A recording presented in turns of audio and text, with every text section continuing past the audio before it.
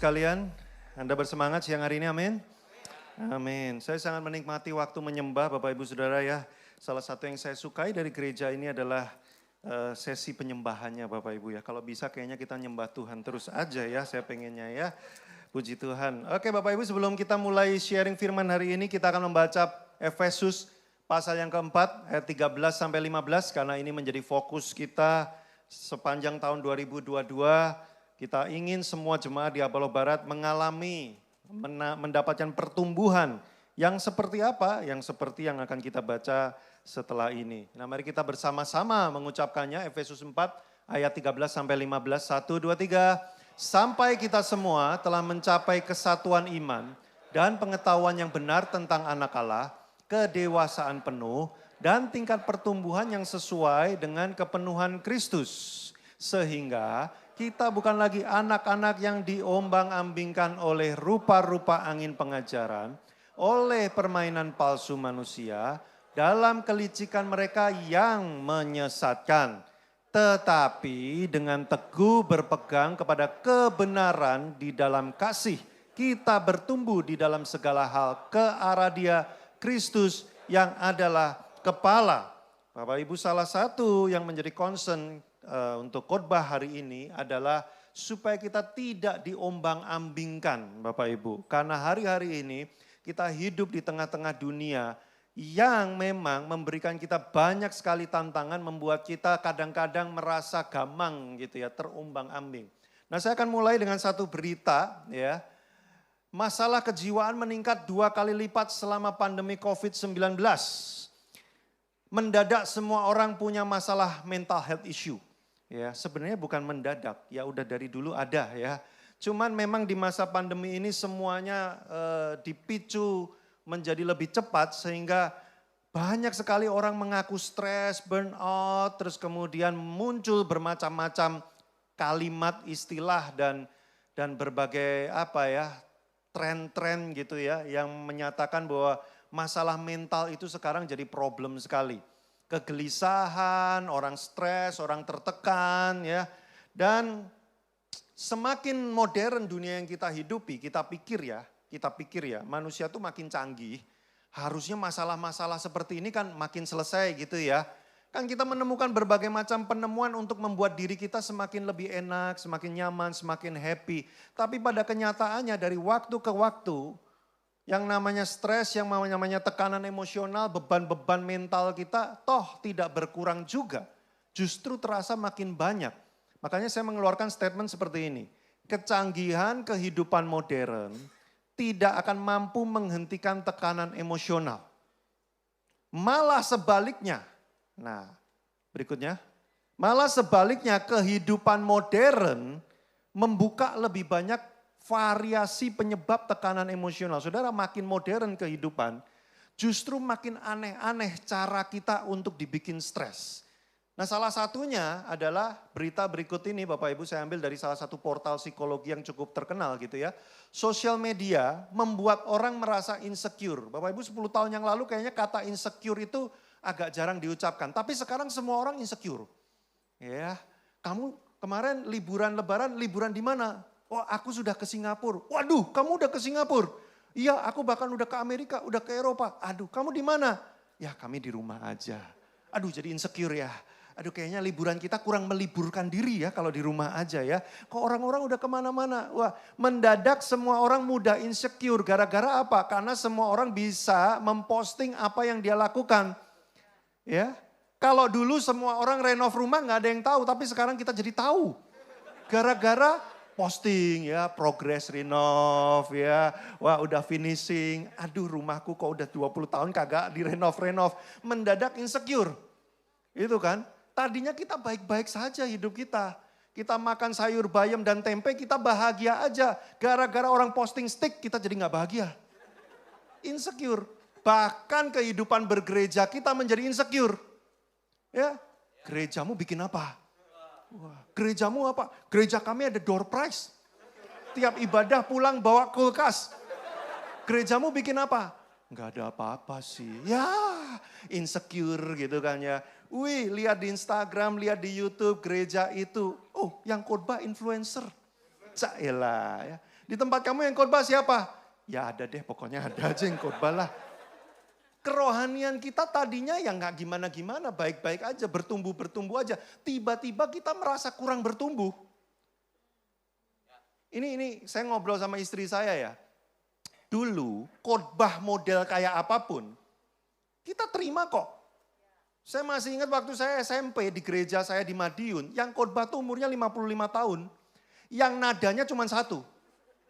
Selamat siang, hari ini kita akan membuka pasal ini, nggak ada nada naik, nada turun, nada bergejolak, nggak ada. Sama, tapi kami kelas 1 SMP, kami dengerin dan baik-baik saja dan kami bertumbuh. Tapi hari ini kita berasa khotbah kita kurang relevan. Ya. Kurang relate sama saya. Ya. Yang disebut relate itu kalau saya punya masalah keuangan, khotbah tentang keuangan, wih relate. Ya. Saya lagi berantem sama istri, khotbah tentang pernikahan, wih relate. Lah kalau ada 300 orang gimana relate-nya? Kan masing-masing punya masalah satu-satu kan. Jadi wajar kalau diantara Anda hari ini ada yang berkata, gak relate nih khotbahnya nih hari ini dengan saya. Bukan soal itu. Kenapa kita ngomong gak relate? Karena kita buka YouTube, banyak sekarang macam-macam khotbah.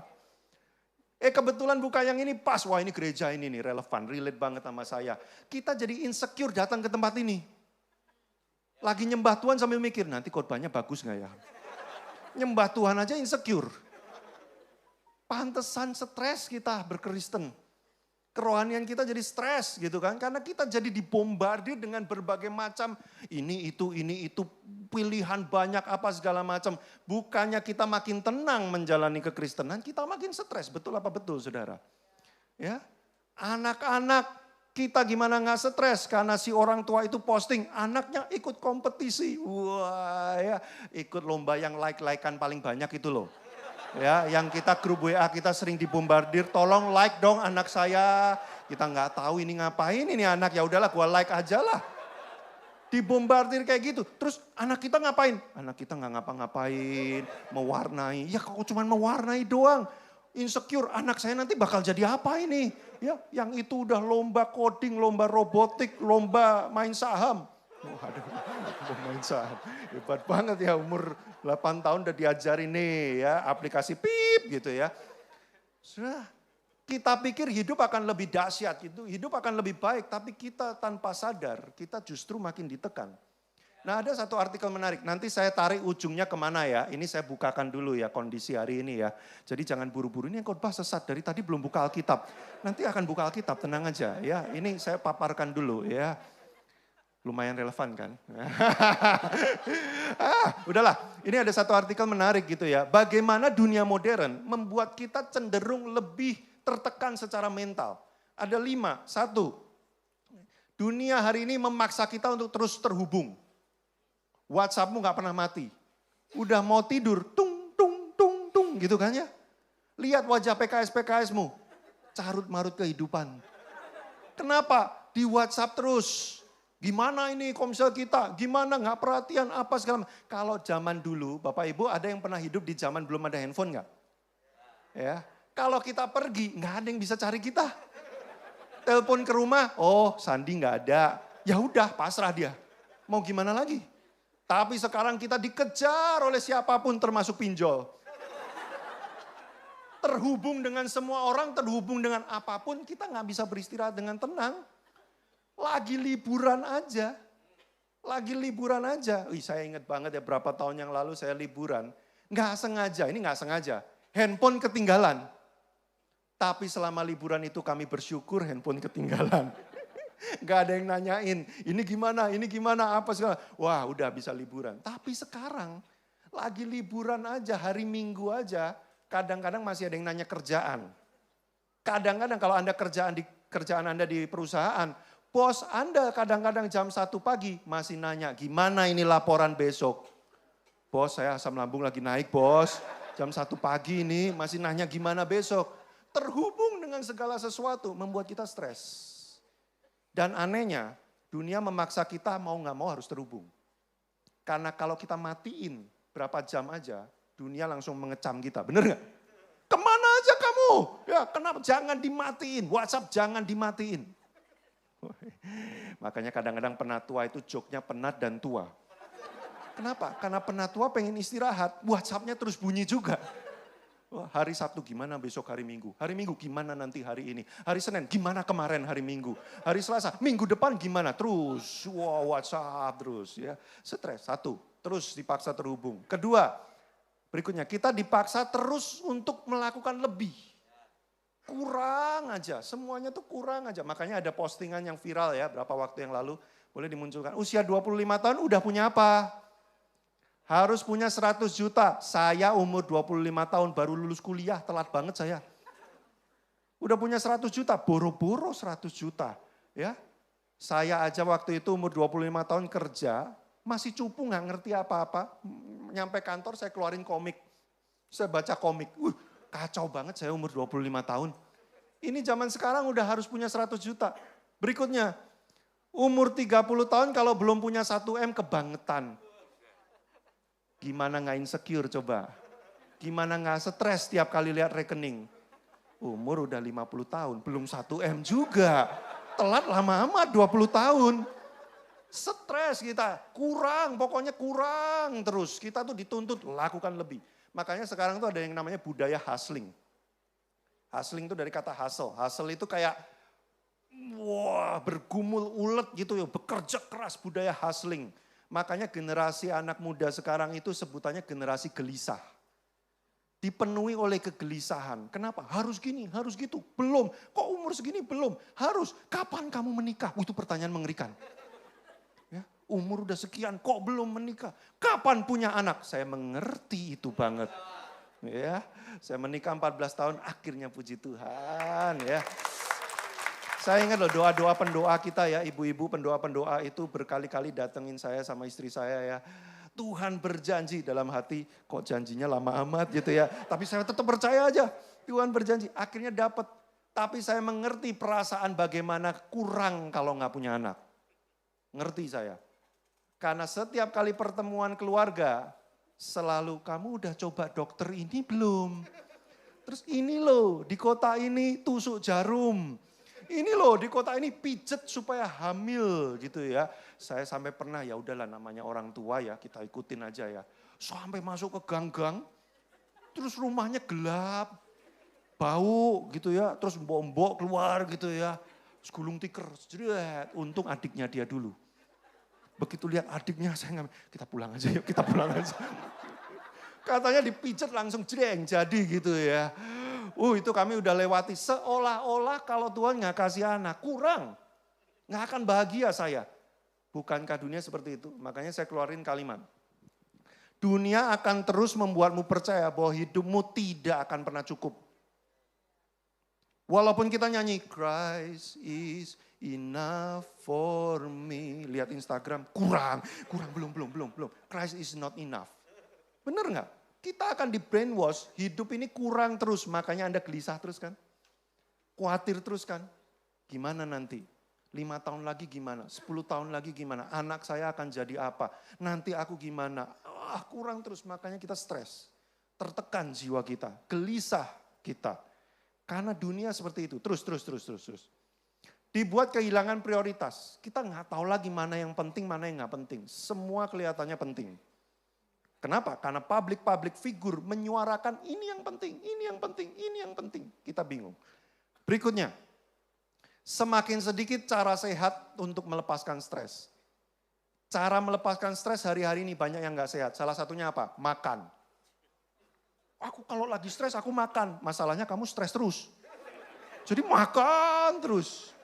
Aku kalau lagi stres shopping. Masalahnya kamu stres terus. Pantesan jebol uangmu. Jadi ini lingkaran setan. Saya kalau stres, saya shopping. Gara-gara saya shopping, duit saya habis. Gara-gara duit saya habis, saya stres. Saya shopping lagi, semakin habis. Makin stres. Karena cara melepaskan stresnya nggak sehat. Dan kalau engkau pergi ke dunia hari ini, hampir tidak ada cara melepaskan stres yang sehat. Tapi di gereja, murah, gratis, dilayani juga. Kok nggak mau datang ke gereja? Cukup tinggal di hadirat Tuhan. Tapi yuk ke gereja, nggak mau, aku mau healing dulu. Kemana? Ke Bali, jauh amat. Kalau mau healing mendekat ke Tuhan cepet, praktis, murah, ya kan, sehat gitu kan. Terus, Pak dari tadi nyindir terus ini khotbah atau apa? Bukan nyindir, ini fakta keadaan hari ini. Ya, terakhir, kualitas alam makin turun. Saudara berasa nggak 2 minggu yang lalu panas banget dunia kita? Ya udah mendekati neraka. Enggak, masih jauh. Tapi katanya naik 1,5 derajat. Efeknya apa sih? Efeknya karena makin panas, maka penyakit seperti COVID, pandemi dan lain-lain bermunculan. Saudara, pandemi COVID baru 2 tahun aja, udah pada rontok gak ke gereja lagi. Gimana nanti kalau ada penyakit-penyakit lain yang bermunculan, apa yang terjadi dengan iman kita? Baru pandemi 2 tahun aja, masalah kejiwaan meningkat 2 kali. Gimana nanti? Pemanasan global 1,5 derajat. Konon katanya riset mengatakan suhu paling bikin kita happy itu 14 derajat. Makanya kita happy kan hari ini, karena AC-nya 14 derajat saudara. Makin panas, ini ada riset nih, menarik. Negara-negara yang tropis yang udaranya panas cenderung ribut, rusuh dan keruh. Betul apa betul? Coba lihat India, ya. India tuh sampai 49 derajat kemarin ya. Kita taruh telur, jadi. Indonesia apa, cenderung orang-orangnya tuh gerusa-gerusu gitu ya. Tapi negara-negara Skandinavian yang dingin, itu orangnya tenang, kalem ya. Mau korupsi apaan sih gitu saudara. Jadi memang kondisi alam ini membuat kita juga makin tertekan, makin gelisah kita. Nah ada lagi, satu lagi saya munculkan ya. Kaitan, ini sebenarnya riset ya, kaitan antara lingkungan hidup dengan kebahagiaan.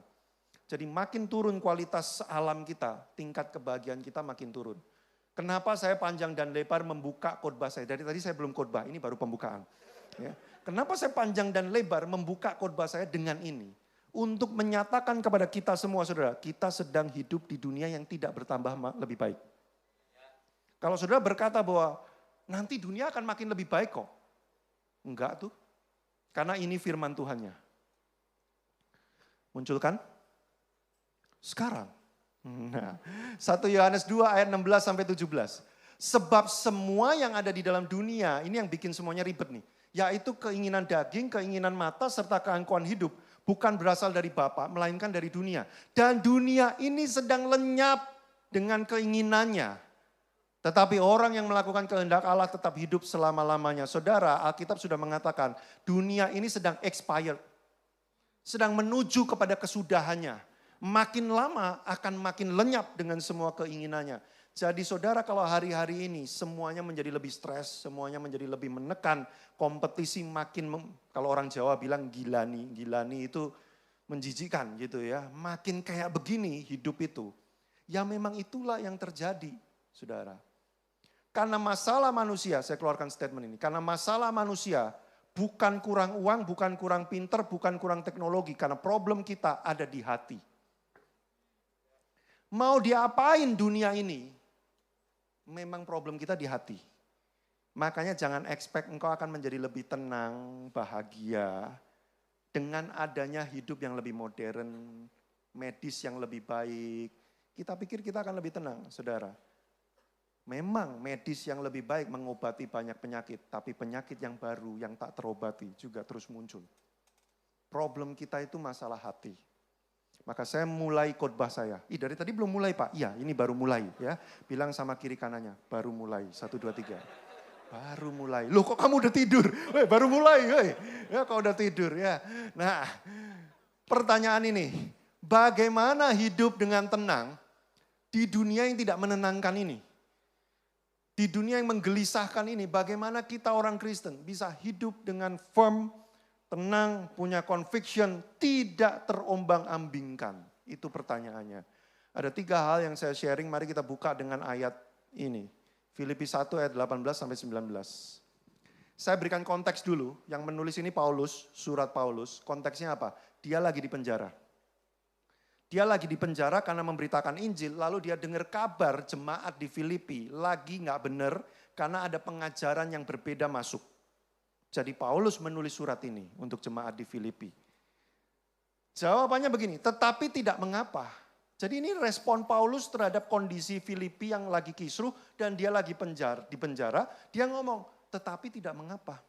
Sebab bagaimanapun juga Kristus diberitakan baik dengan maksud palsu maupun dengan jujur. Tentang hal itu aku bersukacita dan aku tetap bersukacita. Kalimat yang di bold warna putih ini penting. Karena aku tahu apa yang Paulus ketahui. Bahwa kesudahan semuanya ini ialah keselamatanku oleh, bukan boleh ya itu salah ketik. Oleh doamu dan pertolongan roh Yesus Kristus. Tips pertama, cara pertama, langkah pertama supaya saudara tetap tenang. Mentalmu tidak tergoyahkan di tengah dunia yang menggelisahkan ini. Engkau harus tahu apa ujung hidupmu nanti. Kenapa Paulus dalam keadaan di penjara mendengar kabar buruk? Saudara, saya nggak ngerti kalau ada orang yang senang di penjara. Kita semua mungkin belum punya, banyak di antara kita mungkin belum punya pengalaman di penjara. Tapi kalau ditanya, mau nggak masuk penjara? Rasanya orang yang normal akan jawab nggak mau, betul? Ya, nggak ada di antara kita yang mungkin, kok gue belum pernah di penjara sih? Gimana ya rasanya ya? Nggak ada, saudara. Tapi Paulus dalam keadaan di penjara, dia mendengar kabar buruk di penjara saja sudah bikin stres. Mendengar kabar buruk tambah bikin stres. Tapi kenapa dia bisa ngomong, gak apa-apa, aku tetap bersukacita. Karena aku tahu apa ujung hidupku nanti. Sudah kenapa Anda naik pesawat, Anda bisa tenang. Karena Anda tahu nanti turunnya di mana, betul? Pernah gak naik pesawat gak tahu turun di mana? Naik pesawat, naik kereta, naik angkutan gitu ya. Wih apa nih, seru, masuk ah. Ini kemana? Nggak tahu. Nggak ada ujungnya, nggak jelas. Ada yang kayak gitu. Ya kecuali kita lagi memang gangguan mental gitu ya. Kalau lagi baik-baik aja kan kita nggak lakukan itu. Apa yang membuat kita tenang walaupun ini kok 5 jam perjalanannya. Karena kita tahu di mana turunnya. Tahu di mana ujung membuat kita tenang walaupun di tengah perjalanan kelihatannya tidak menentu. Karena kita tahu ujungnya akan di mana. Bapak Ibu Saudara, mengikut Kristus jelas ujungnya di mana. Roma 8 ayat 28 dikatakan, dia turut bekerja dalam segala sesuatu. Ujungnya apa?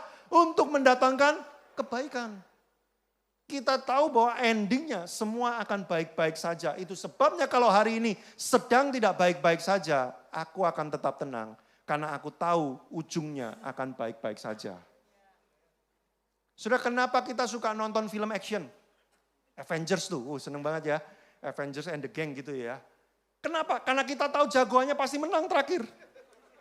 Bener gak? Gimana kalau kita nonton film action terus terakhirnya jagoannya mati semua, kalah semua? Pasti Anda pulang dari bioskop, ini film apa ini? Udah keluar duit, 2 jam saya lihat, mati semua, gagal. Sad ending. Nggak ada sutradara, jarang yang mau bikin film kayak gitu. Kenapa? Bakal nggak laku, dimaki-maki. Kita tahu walaupun itu jagoan berdarah-darah, digebukin, gulung-gulung. Kita tahu dia pasti menang endingnya. Makanya kita tonton terus. Sampai terakhir. Itu hidup kekristenan saudara. Hari ini mungkin engkau sedang berjuang, engkau sedang bergumul, engkau punya banyak masalah. Keadaannya kok seperti ini apa segala macam. Kita tahu Tuhan turut bekerja kok. Kita tahu endingnya, ujungnya. Dia akan membawa kita kepada kemenangan. Itu sebabnya aku tidak goyah walaupun lagi susah. Itu kekristenan saudara. Kekristenan itu nggak lembek. Kekristenan itu tidak manja dan tidak menje saudara. Makanya saya tidak suka kalau gereja mengajarkan kekristenan yang manja. Dan Abalo Barat bukan jenis yang seperti itu. Maaf, kalau Anda datang ke gereja ini berharap mendengar khotbah yang membelai. Enggak apa-apa ya, lemah aja terus. Ya, Tuhan paham. Allah mengerti, Allah peduli gitu ya. Sudah enggak? Kami akan ajarkan kekristenan yang kedewasaan penuh. Salah satu ciri-ciri orang dewasa, ini sudah amati ya. Willingness to struggle, itu orang dewasa. Kemauan untuk struggling terhadap sesuatu, itu menunjukkan dia dewasa. Menikah dengan orang enggak dewasa, amsyong. Kenapa? Karena dia nggak mau struggling untuk hubungan ini. Ya gimana? Ya udah, mau gimana lagi? Terserah. Ya udah, kita udahan aja. Lu perjuangin dong. Ya habis gimana? Ini ya. Nggak dewasa. Sudah kekristenan yang dewasa, bukan yang oh Tuhan, kenapa hidupku kok susah? Kenapa ini kok ada masalah? Kenapa? Enggak. Kita tahu walaupun hari ini sulit, ujungnya Tuhan bawa kemana. Itu sebabnya kita akan terus bertahan dan kita kuat. Hati kita tidak digoyahkan, kita tenang, saudara. Makanya kalau sudah hadir di ibadah Paskah bulan lalu, saya berkata, Tuhan menuntun kita sampai ujung kesudahan. Dan ujung kesudahan kita jelas pasti, yaitu kemenangan. Makanya saudara, ada pernah orang ngomong sama saya gini, Pak, nasib saya itu susah terus Pak, hidup saya Pak. Loh kok bisa gitu? Iya karena saya show kerbau Pak. Kerbau itu kan membajak terus hidupnya ya. Makanya saya itu sepanjang hidup susah terus, hidup membajak terus Pak. Jadi gimana Pak? Enggak apa-apa. Kalau memang 80, 90 tahun hidupmu membajak terus, nanti begitu selesai, kekekalan engkau akan menikmati kebahagiaan. Itu ujungnya. Tapi kalau nggak ada Kristus, udah 90 tahun membajak terus, habis selesai, dibajak gantian dia di neraka. Lah kan amsyong saudara. Itu loh Kristus. Dia menjanjikan ujung yang pasti, yaitu kemenangan. Itu mutlak. Makanya kematian adalah kemenangan yang epik bagi orang Kristen. Tidak peduli sesusah apa hidupnya selama dia hidup. Endingnya waktu dia mati, dia akan bertransisi kepada kehidupan yang penuh kebahagiaan yang kekal. Itu kekristenan, harapan kita. Jadi kalau hari ini kita susah, menderita, berjuang, ingat nanti ujungnya Tuhan bawa aku kemana. Oh puji Tuhan, itu menguatkan hati kita lagi, amin. Amin, udah jangan cepat-cepat, Anda semua udah ngerti, paham, ngerti, udah terus gitu ya. Ayat berikutnya. Next, kita baca 1 Petrus 5 ayat 7, serahkanlah. Kenapa saya bold kalimat ini? Karena ini penting. Serahkanlah segala kekhawatiranmu kepadanya, sebab dia yang memelihara kamu. Kenapa kita stres? Kenapa kita overthinking? Sekarang hari-hari ini banyak ya orang istilahnya overthinking. Banyak pikiran kayak saya, rambut saya habis. Gara-gara saya mikir terus sampai botak. Aku stres, aku lelah, aku banyak pikiran. Karena engkau mencoba mengendalikan segala sesuatu dan engkau gak mau serahkan kendali itu. Engkau mau mencoba memastikan semua hidupmu itu berjalan seperti yang kau inginkan. Setiap kali miss, engkau langsung, wah gimana caranya? Engkau mencoba mengendalikan semuanya. Bapak Ibu Saudara, kita hidup di dunia yang penuh ketidakpastian. Banyak hal engkau tidak bisa kendalikan, itu kenyataannya. Bahkan suami atau istrimu pun gak bisa engkau kendalikan. Makanya pernikahan, kalau diawali dengan percobaan untuk mengendalikan pasangan, udahlah itu udah salah duluan. Gimana menaklukkan istriku lu? Emang dia Goliat? Kok sampai mau ditaklukkan? Dia itu teman pewaris, kalau istri ya teman pewaris. Wes ya. Tanya tuh Kak Sandi tuh ya, pembina RPM kita ya kan. Teman pewaris, dia itu partner. Nggak ada yang perlu ditaklukkan, nggak ada yang perlu dikendalikan. Kita ini rekan seperjalanan. Makanya kenapa kita stres, kita mencoba mengendalikan dia. Jangan gitu, jangan gini, nggak boleh gini, nggak boleh gitu. Wah, pasangan kita tak terkendali. Kita coba mengendalikan, dia tak terkendali, makanya kita ayo bubar. Ya saudara, kita mencoba mengendalikan masa depan, bayangin. Masa depan kita mau kendalikan. Nanti setelah ini, gini. Makanya saya pernah ya, lihat satu artikel. Ya. Rencana dalam hidup, garis lurus, begini nanti ya, mulus. Kenyataan, jerang gitu ya. Makanya stres. Serahkan. Beda antara berserah dan menyerah, saudara. Namanya serahkan itu bukan menyerah. Kalau menyerah tuh gini, ya udah, mau gimana lagi? Udah gak usah lakuin apa-apa lagi. Sudah menyerah saya, pasrah, terserah. Mau dibawa kanan-kanan, mau dibawa kiri-kiri, udah aku udah menyerah. Beda, itu menyerah. Kalau berserah tuh gini loh saudara. Apa yang saya bisa lakukan hari ini, saya akan tetap lakukan yang terbaik. Hasilnya mau kayak gimana, biar Tuhan yang mengerjakan. Tetap do the best. Saya setiap hari masih kerja saudara. Saya bukannya karena serahkanlah kekhawatiranmu kepada Tuhan tiap hari nonton Netflix. Biar Tuhan yang mengerjakan, tenang aja ya. Kasih karunia, ya. Grace is enough for me ya. Tuhan akan melakukan, kita gak sanggup, kita gak mampu, kita ini manusia lemah. Udahlah gak usah macam-macam ya. Tunggu aja berkatnya diberikan kepada kita. Itu namanya menyerah. Tapi kalau berserah enggak, aku bisa lakukan apa? Aku masih bisa didik anakku, aku didik anakku. Tapi dia akan jadi seperti apa? Aku berdoa, aku serahkan. Kenapa? Karena kadang-kadang kita sudah berusaha yang terbaik. Ada fasenya anak kita bisa kayak menggelandang gitu ya. Kita mau kendalikan, susah kan? Lakukan yang terbaik, tapi serahkan hasilnya. Jangan pengen kendaliin hasil. Nih teman-teman yang memuridkan, saya dulu stres banget memuridkan. Karena saya mau kendaliin hasil. Dalam 1 tahun dia harus bertumbuh seperti ini, perilakunya begini, attitude-nya begini. Setelah setahun, lah kok makin amsyong ini orang. Wah, salah. Coba cari strategi pemuritan lain. Saya stres saudara, karena saya mencoba mengendalikan hasil. Jangan kendalikan hasil. Kendalikan perilakumu sendiri yang kamu bisa lakukan. Hasil, biar Tuhan. Makanya kan ada ayatnya ya, Paulus menanam, Apolos menyiram, atau kalau enggak kebalik, tapi Tuhan yang memberikan pertumbuhan. Tugas kita apa? Nanam dan nyiram terus dalam pekerjaan, dalam keluarga, dalam kerohanian, terus jangan berhenti, tanam dan siram. Kapan dia bertumbuh, kapan dia berbuah, Tuhan yang ngurusin. Jangan ditungguin, jangan dikomplain. Terus tabur aja. Hidup itu gitu saudara, nanti gak stres. Hari ini bisa apa? Buka kios, ya udah buka kios aja. Loh kok sepi Tuhan hari ini? Ya udah apa yang saya bisa lakukan? Marketing, belajar, bikin produk baru gimana. Itu yang bisa dilakukan. Tapi gak berhasil Tuhan, gak apa-apa, Tuhan punya timingnya. Saya percaya gak sih sama Tuhan?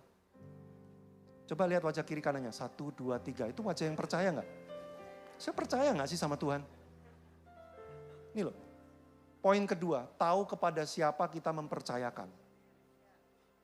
Tahu kemana ujung kita, dan kita percaya bahwa yang nganterin kita ke ujung itu sanggup untuk nganter kita ke sana.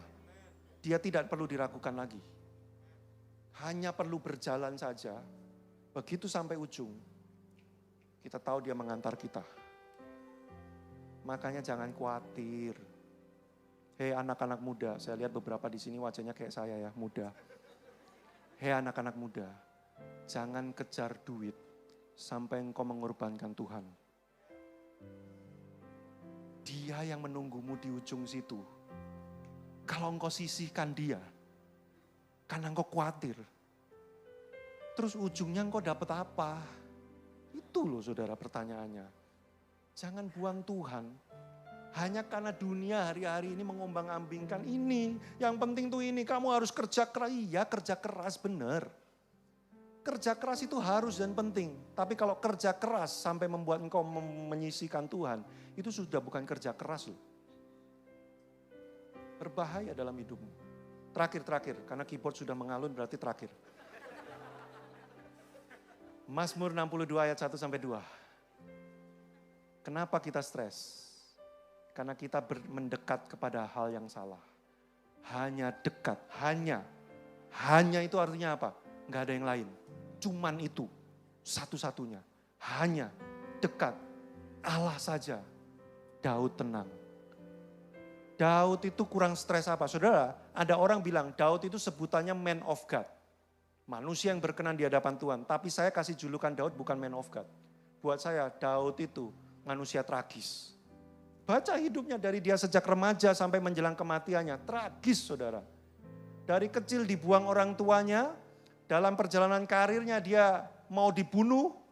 Dikejar-kejar seperti buron. Dia pernah melarikan diri seperti menyamar seperti orang gila. Sampai air liur meleleh ke janggutnya.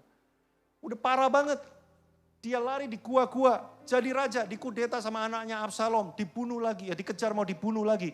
Menjelang kematiannya dia sendirian dalam tuanya. Enggak ada siapapun yang nemenin dia. Sampai harus dicarikan wanita yang tidak dikenal siapapun dia. Untuk menghangatkan dia. Saking dia udah menggigil di masa tuanya. Dia tragis hidupnya saudara. Mungkin kita akan bisa relate dengan hidupnya Daud. Kok saya dari kecil sampai tua kok kayak gini banget. Tapi orang yang tragis itu mengucapkan satu nasihat. Hanya dekat Allah saja. Aku tenang. Daripadanya lah keselamatanku. Hanya dia gunung batuku dan keselamatanku. Kota bentengku. Aku tidak goyah. Sudah mendekat ke uang menenangkan enggak? Menenangkan. Kalau pas ada uangnya. Masalahnya uang itu kadang ada, kadang enggak. Itu yang bikin nyebelin.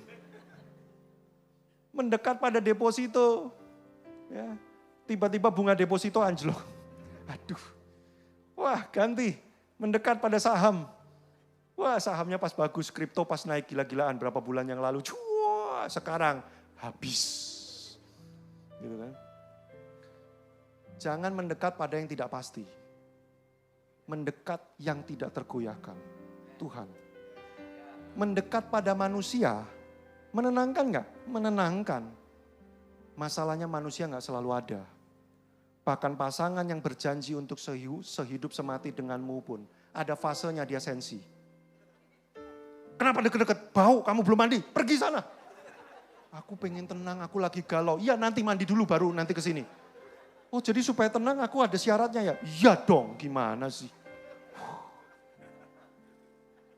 PKS-mu tidak selalu ada.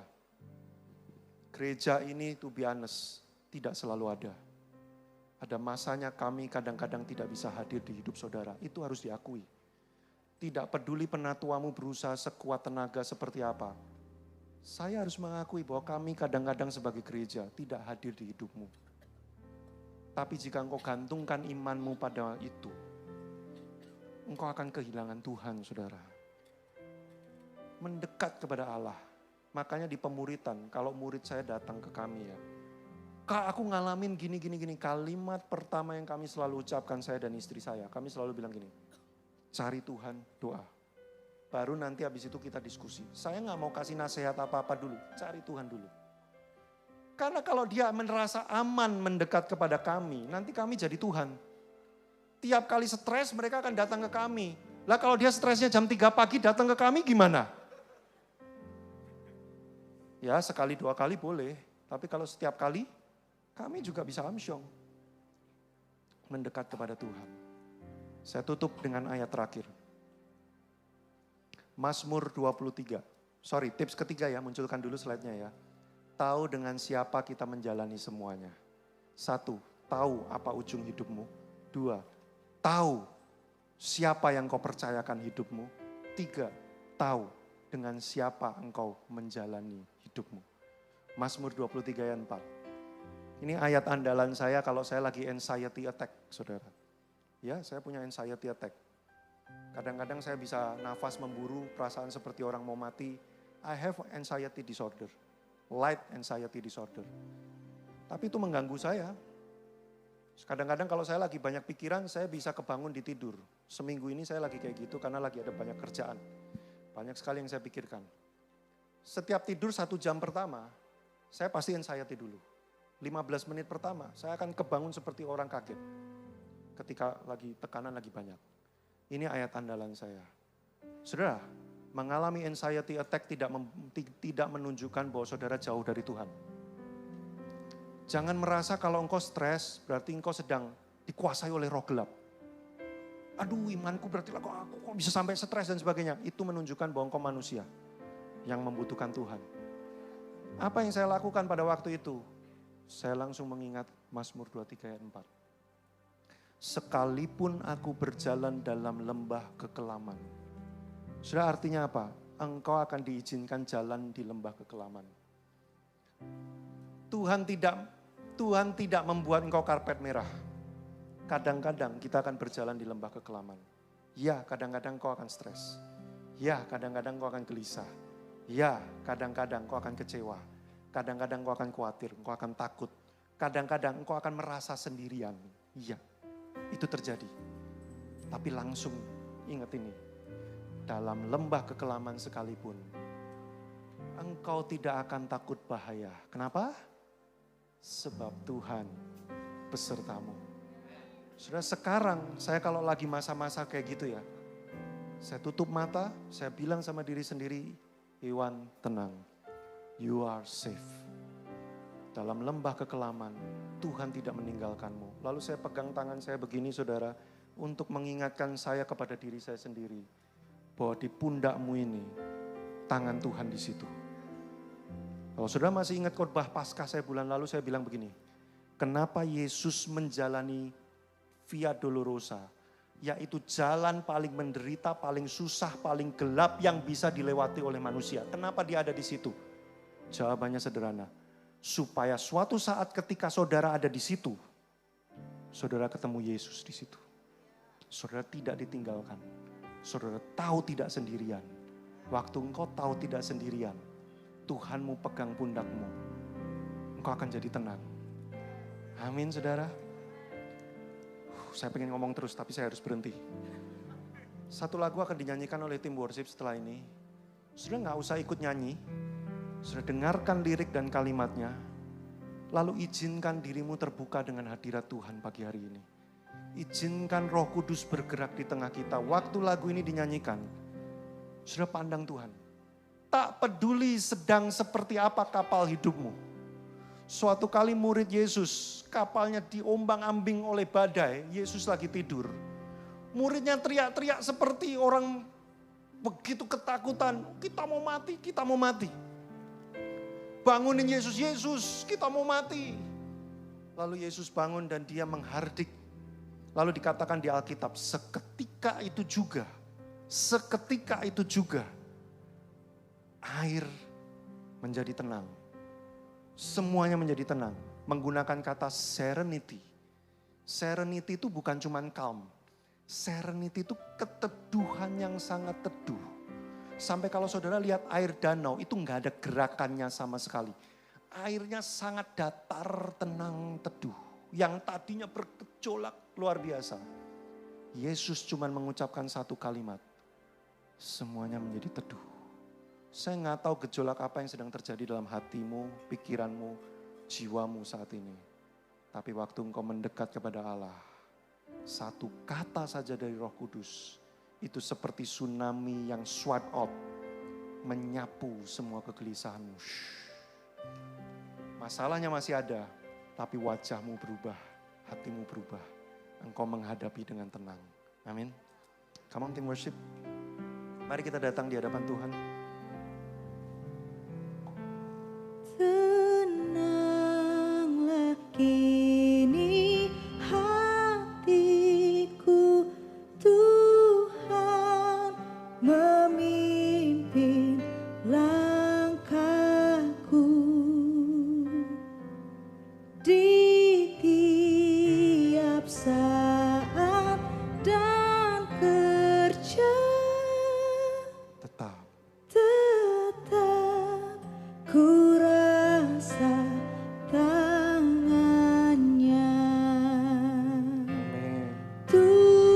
Tuhanlah yang membimbingku, tanganku dipegang teguh. Jangan takut saudara. Hatiku berserah penuh, tanganku dipegang teguh. Jangan gentar, jangan khawatir. Dia memegangmu. Di malam yang gelap benar, di taman indah dan segar, di taufan dan di laut tenang, Tetap. Amin. ku rasa tangannya. Kenapa engkau harus takut saudara? Tuhanlah yang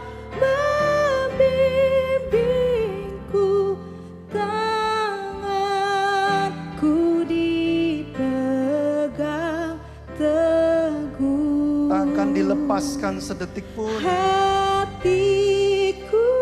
berserah penuh, tanganku dipegang teguh. Haleluya, mari datang di hadapan Tuhan. Tuhanlah yang membimbingku, Rasakan. tanganku Dia pegang tanganmu saat ini. Tidak ditinggalkan. Oh ya.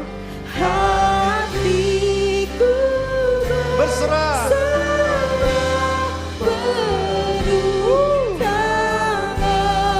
Come on. Nyanyikan bersama-sama. Haleluya. Kami datang di hadapan-Mu Tuhan. Tuhanlah yang membimbing. Kami tahu dalam perjalanan apapun Engkau memegang kami. Oh ya Tuhan. Hatiku berserah penuh, tanganku dipegang. Sekali lagi bersama-sama kita nyanyikan. Oh, ya pembimbingku, tangan, oh, pegang kami Tuhan.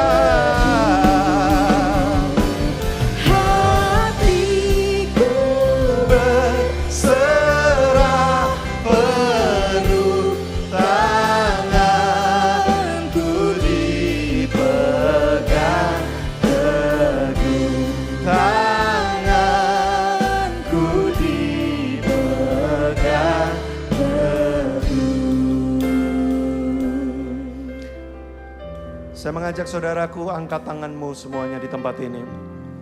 Apapun beban yang kau rasakan, bawa dengan tanganmu, angkat itu. Serahkan kepada Tuhan pada pagi hari ini, siang hari ini. Kegelisahanmu apa sih? Ketakutanmu apa sih? Kekhawatiranmu apa sih?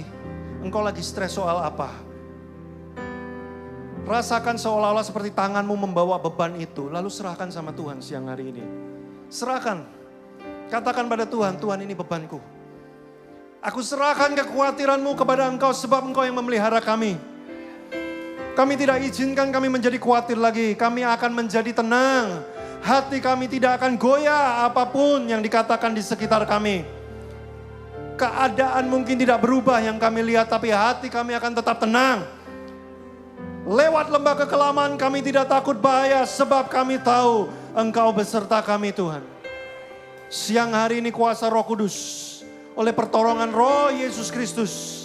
Sapu kegelisahan kami dalam nama Yesus Kristus Tuhan. Hadirat-Mu mengalir di tempat ini. Mari saudara kita sembah Dia. Come on, let's worship God. Sembah Dia. Angkat hatimu. Biarkan hadirat Tuhan seperti air yang mengalir. Menyapu kegelisahan. Oh, haleluya. Haleluya. Damai sejahtera mengalir, mengalir, mengalir Tuhan. Come on, sembah Dia, datang kepadanya.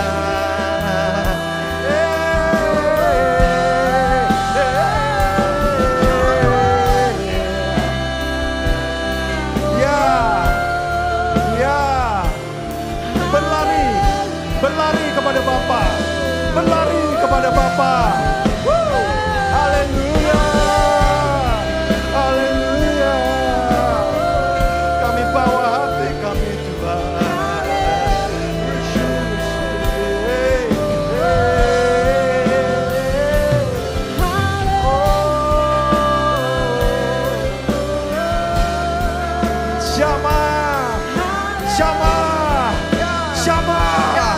Jamah hati kami. Jamah Tuhan. Oh ya. Mengalir.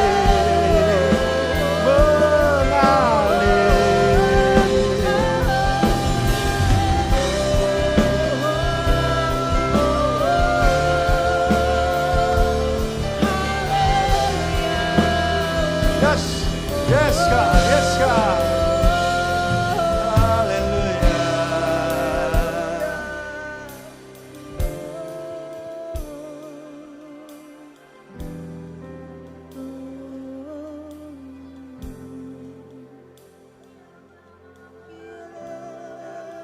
Ya,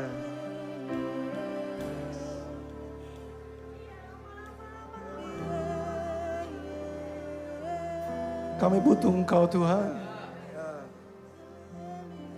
Hanya dekat Engkau, hati kami akan menjadi teduh.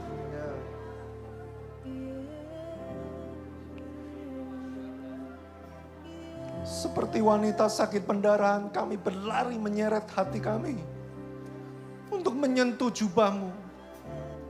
Karena kami tahu di situ kami mendapatkan ketenangan kami, kemenangan kami.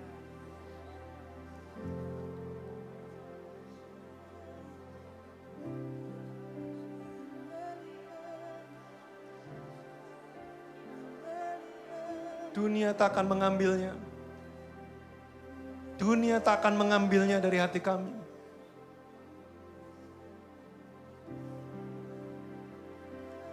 Sebab damai sejahtera yang melampaui akal budi Engkau janjikan bagi kami semua. Damai sejahtera yang tidak bisa diberikan oleh dunia ini, Engkau berikan bagi kami. Maka siang hari ini, Bapak Ibu Saudara, Apelo Barat, terimalah berkat dari Allah Bapa. Kasih, cinta yang tak terbatas dari Yesus Kristus. Dia buktikan di atas kayu salib. Dia lewati Via Dolorosa. Demi menjumpai Engkau di tempat terendahmu. Pertolongan, persekutuan, penghiburan, tuntunan, hikmat dari Roh Kudus. Menyertai Engkau mulai hari ini. Sampai seterusnya. Apapun yang kau lewati, perjalanan apapun dalam hidupmu, sampai Yesus datang yang kedua kalinya di ujung hidupmu, menjemput engkau untuk membawa engkau kepada kemuliaan. Sampai Maranatha, terima berkat ini dalam nama Tuhan Yesus Kristus. Haleluya. Sama-sama kita katakan, amin. Selamat hari Minggu. Tuhan Yesus memberkati saudara.